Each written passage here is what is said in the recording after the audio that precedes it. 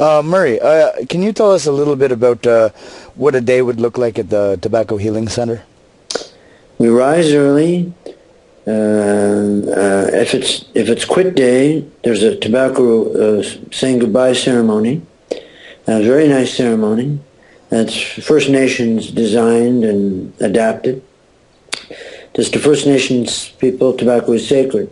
But say every other day, we rise, we let smokers who are in recovery for the first 2 or 3 days have an extra hour sleep every morning.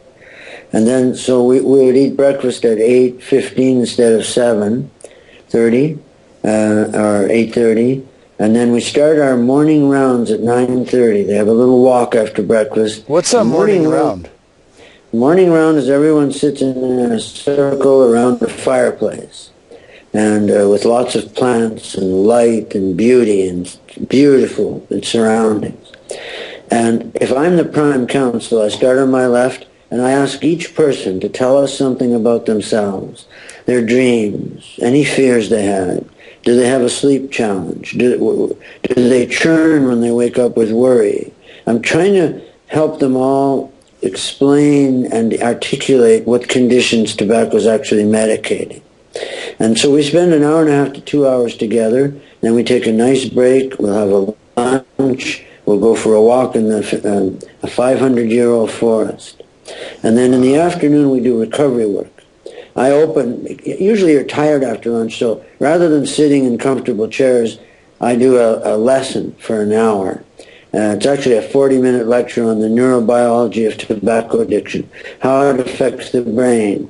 So every afternoon they get 40 minutes of science, and it's incredibly interesting. I love science.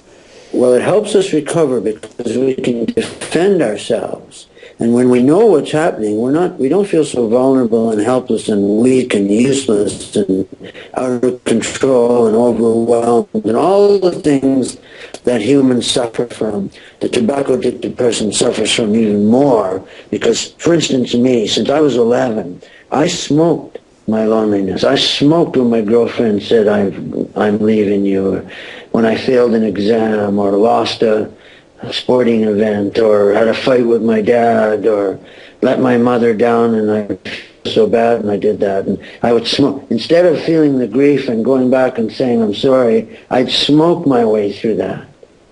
So to me, tobacco is, in the end, Patrick, a medication for emotional pain. Okay, thank you.